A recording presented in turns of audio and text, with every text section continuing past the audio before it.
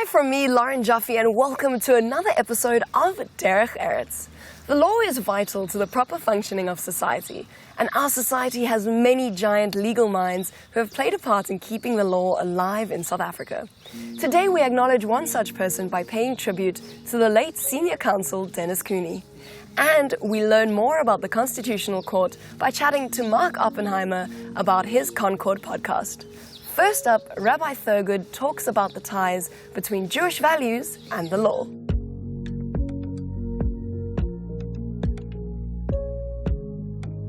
There's an experiment that I like to try with people. I ask them, compose your own order of prayers. If you were writing the Siddur, the prayer book, what would you pray for? Many of the answers that people give are more or less what you expect. They pray for health, they pray for financial security, they pray for peace and safety for them and their loved ones. But you know something people almost never pray for? Law, justice, a just society. And when I ask them afterwards, is this something that's important to you? They say, yes, absolutely. But it's not something that we tend to think of. That is one of the prayers that's in our holiest prayer in the Amidah. We say it 3 times a day. Hashiva shoftenu kavarishona. Please, Hashem, bring us righteous judges. Please bring those who will create a just and fair society. These values are so central to the Torah. Torah itself means instruction, but it also means law. The Torah essentially is a book of law. And the 613 mitzvot, the commandments which in many ways define Judaism, on the one hand, there are a great number of mitzvot between man and God, mitzvot bein adam lemakom, between human beings and our Creator. But on the other hand, there are a great many mitzvot bein adam lemakom, between human beings and other human beings. The mitzvot that we need to do, that we need to take, that we need to act upon in order to create the kind of society that Hashem wants. When a judge lives those ideals and brings justice to the world, the Torah calls him Elohim, the mighty, the powerful, a name usually reserved for God himself, the Almighty. And yet, a judge is also called Elohim. From here, our sages say, Kol hadan din emet le'amito na'aseh shutaf le'hakadosh baruch hu. Anyone who judges a law truly and honestly becomes a partner to the Holy One, blessed is He, in the creation of the world. In the same way that Hashem created a beautiful and full world, a judge, through his commitment to justice and through his unwavering loyalty and integrity and honesty, he creates a just society. That is one of the highest levels that a human being can achieve. There is a story of a judge whose neighbor brought him a gift one day, as neighbors sometimes do.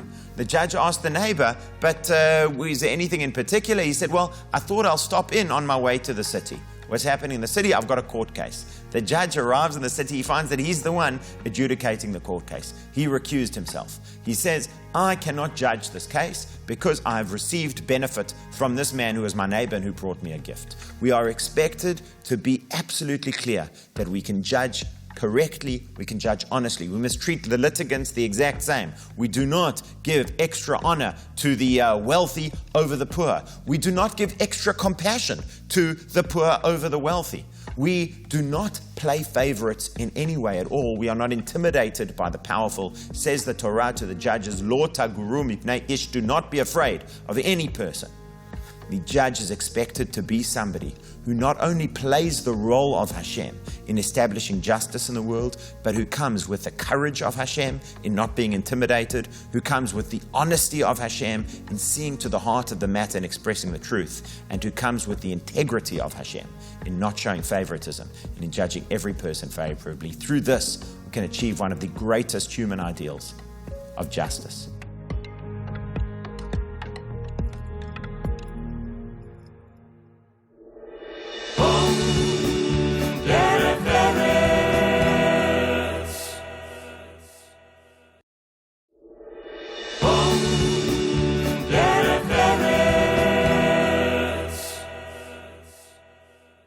The South African Constitutional Court plays a very important role in our society. Today, we find out a bit more about the Constitutional Court with Mark Oppenheimer, who started a podcast called Concord, where he discusses important cases with important people. It's interesting that Jews have played such a prominent role in South African legal history. Arthur Chaskelson was the president of the Constitutional Court. L.B. Sachs, also Jewish, who played an important role at the court, and so many Jewish lawyers. I suppose the nature of Judaism is that it is a faith very much concerned with rights and obligations, that it's a literary religion. It's, in order to have a bar mitzvah or a bat mitzvah, you must engage with a text. You must read, you must understand. That lively debate is a common feature of Friday night dinners when people get together. And I think that because there is this cultural tradition around debate, around rights, around thinking about the law, that Jews have become very prominent in that regard. I think the first time that I realized I wanted to become a lawyer was sitting around a Rosh Hashanah table. So we're celebrating Jewish New Year, and one of my relatives is a judge, and I was about 7 years old. And we were arguing over whether the idea of an Erev is ridiculous or not. And the judge got so upset with me that he stormed off. And my dad said, if you can get a judge that angry at this age, my son, then you'll be a great lawyer. So an Erev is the idea that you can create a wire around a community which would allow observant Jews to have a relaxation of some of the laws. And I think my argument at the time was, I'm sure God can see through the wire. So the podcast is called Constitutional Landmarks, and it's really about these major cases in South African history. Our Constitution is 25 years old this year, and the Constitution has played an enormous role in creating the new South Africa in terms of having a document that everybody feels binds them. And I've picked cases that change perceptions of things and were fundamental. So one of the cases that we deal with is the death penalty. This was the first case that the Constitutional Court heard. It was a political hot potato, and the Constitutional Court had 11 judges sitting, and all of them produced the judgment. All of them saying that we could not have a death penalty because of our Constitution. And what's interesting is that different judges had different reasons for why you couldn't have a death penalty. So Yvonne Mokgoro referenced this value of Ubuntu, which at the time was written into our interim constitution, and this idea that you are who you are through other people. And she thought there was something desperately inhumane about a death penalty, and that one of the main arguments in favor of a death penalty is that it provides a deterrence for crimes. And she says what you're doing when you have a penalty like that is you're using someone as a means to an end. So you are putting someone to death to send a signal to other people. And she thought that was unacceptable in the constitutional order.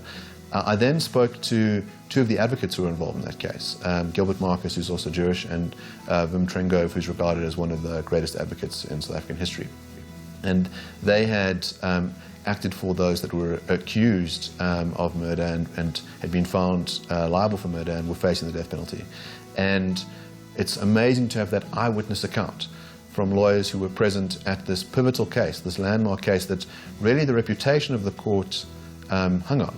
Was, are we going to have something that's fair? Is it going to, reference some of South Africa's older values, its long Roman industrial tradition, a lot of reference to international law as well, which would play a role in how further cases were decided. Here we are, justice under a tree, the traditional African way of resolving disputes, out in the open. Nothing could be more transparent than that. That's the theme of the whole building. Justice is open, it's for the people, it's seen, it's believable. Not in a constrained building representing the power of the state. We know what you've done, we're on to you. But a building that was saying, welcome. We made a film called Justice Under a Tree with L.B. Sachs. Now, L.B. Sachs was one of the first judges at the Constitutional Court. He has a very compelling life story. He was in exile as a member of the ANC in Mozambique, and apartheid operatives put a bomb in his car and blew him up, and he lost his arm and lost an eye. And he's got this really incredible moment where he was in hospital, and members of the ANC came up to him and they said, "Albie, we'll fight for you. We'll make sure that we find these people and we punish them." And he said, "My vengeance will be if we are able to live in a country where the person who planted the bomb in my car is apprehended, and if there isn't sufficient evidence to convict them, they are let go." And he said, "We want to live in a country with the rule of law." And that kind of thing is just unbelievable as a person. But Albie has this incredible passion for art. And so one of the things he was tasked with was to decide on the architecture of the Constitutional Courts building, which is a completely unique building. It's quite organic in its structure, so there's sort of this idea of justice under a tree. So if you look inside the interior of the building, what you have is the shadows of leaves reflected on the carpet. You have these organic structures. It's meant to be a building that's welcoming. When he was on that architecture committee, he said that a lot of people would come into a court building and it's imposing. It's meant to instill a sense of fear and a sense of inequality. And so he wanted the court to be different. And then he played this enormous role in gathering the art in that building. And so the film is largely about the building itself and the art collection and how those things tie up into the values of justice and of other things that are meaningful in life, things like truth, beauty, and goodness. We developed our own logo. It's not the blindfolded lady with the scales of justice. It's the people under the tree. The tree protects the people are sheltered by it, but they protect the tree. With hints of the South African flag. We were different from other courts. We were not trying to copy other courts. We were trying to draw on the best of legal thinking throughout the world, but giving it our own shape, our own context, our own resilience, our own rootedness in our own society. One of the ways that Orthodox Jews study the Torah is to have a partner. You study as a pair. And the notion is that one of you will defend the Torah and the other one will try and disprove it. That you are engaged in a clash of ideas, and that the way to make your sword sharp is in this conflict, that both of you are sharpening each other's swords against each other. And really that's what litigation looks like. The way that we find truth in the law is through combat. That we don't have an inquisitorial process where a judge is asking you questions. We have an adversarial process. And so one side brings a case and the other side defends. And the way that we try and do that is very politely as well. So we use terms like my learned friend in court. We have deferential language to the judge, like my lord and my lady. The idea is that we are representing clients who have these underlying interests. We are not there to kind of engage in emotional argument. We're there to engage in the ideas themselves. And I think that's one of those fundamental values in Judaism, this notion that we're a truth-seeking faith, that you don't want to hold on to an idea that is false any longer than you have to, that if someone can show to you that you're mistaken, you are indebted to them, that you want to drop the false ideas, that you can embrace truth. And I think that's an important Jewish value and an important value in our legal system as a whole. So I think from a young age, I've always had a sensitivity towards injustice. The notion that you could have a powerful person exploiting someone else has always upset me. I think what that's meant in my life is that often I've championed unpopular causes. I've stood up for those that are unable to stand up for themselves, or those that are viewed as a minority in society, or who hold views that are unpopular. If we think about the evolution of social mores over time, it was once unthinkable for a black person to marry a white person. It was illegal. For a gay couple to be married. These were incredibly unpopular things, and it required someone to take a risk to champion those unpopular causes. And so I'd say that my Derech Eretz is really to identify those unpopular causes and provide a voice to the voiceless.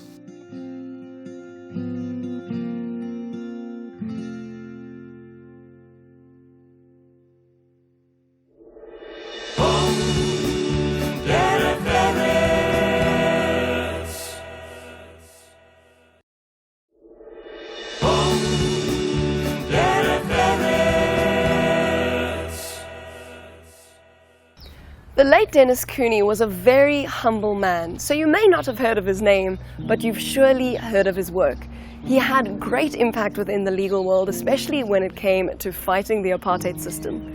Today we chat to Judge Stephen Cooney about his dad, about the work that he did, and the kind of person that he was. My late father was born in 1932 in Kroonstad. And his father was Dr. Ben Cooney. His mother was Anne, and my father's family were Reform Jews. I'm told from my father that my late grandfather, Ben Cooney, was the chairman of the shul in Springs. There was a Reform community in Springs. And my father went to Wits University, where he got a BCom LLB. He practiced as an attorney for a while, and then he decided to join the Johannesburg Bar. And that was in about 1960. And South Africa, for those who know something of the political history, will know that South Africa was in a state of complete turmoil. The Sharpeville massacre took place, and the apartheid government was in full swing. And my father started at the bar, and he was immediately confronted with political work. You know, in the early days, in the early 60s, friends of my parents that had decided that they felt they needed to actively resist the government were often hounded by the security police. Some of them had to leave the country, some of them had to go underground. It was a very dangerous time. And one of the decisions that Dennis made was that he would be much more useful in fighting apartheid if he was a lawyer, and if he did not get on the wrong side of the law.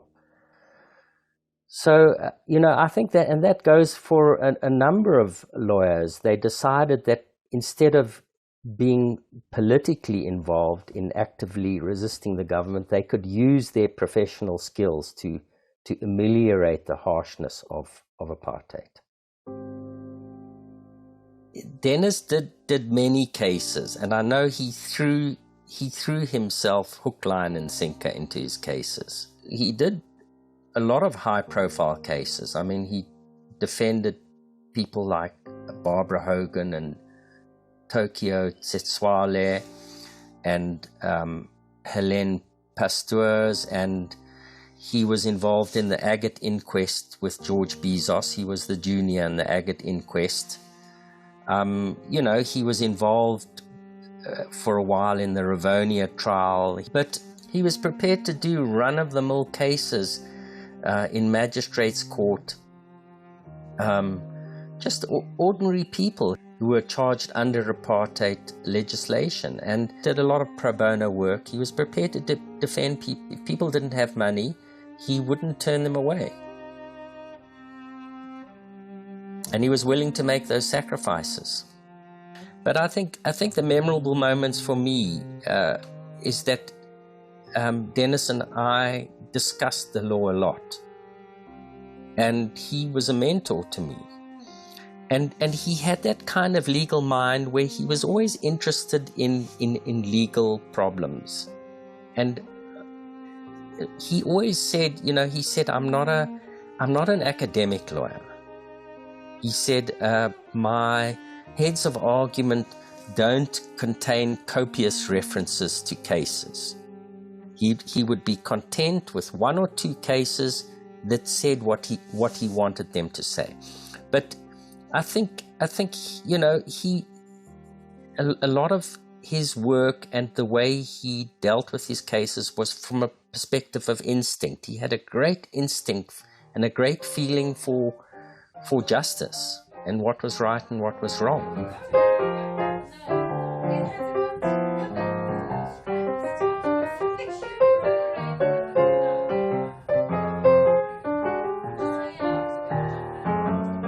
Dennis and I, and in fact my brothers as well, shared a love of music. Dennis was a very, you know, he had a lot of outside hobbies and interests. He played tennis. He played tennis until he could play tennis no more. He was in a tennis club for over 30 years. They played every Sunday. He played squash. We played squash together. And Dennis was actually a very good musician. He was a very good pianist.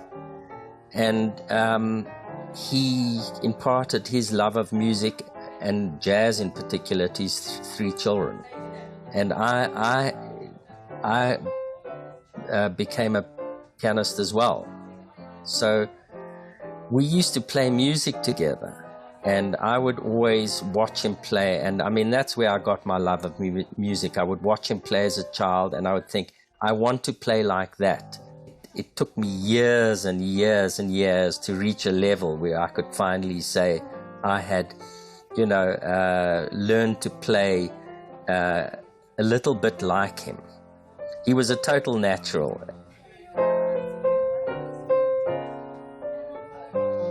Dennis was very sick towards the end of his life. He was 89 years old. His health was failing.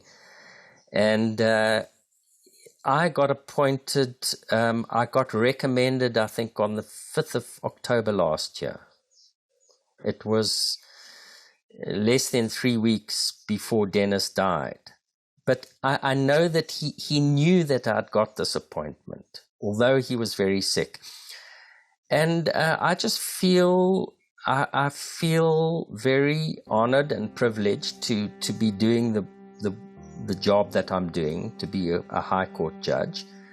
I feel that my ability to do the job has got a lot to do with the kind of family I grew up in and the kind of mentoring that I got from Dennis.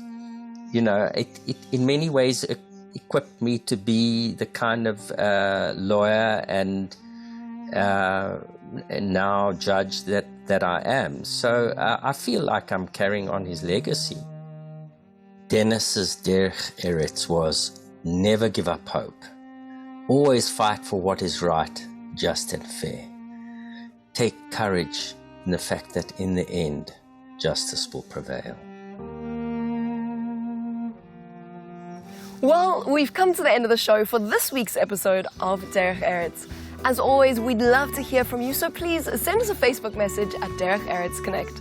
From me, Lauren Jaffe, and the Derech Eretz team, have a beautiful week.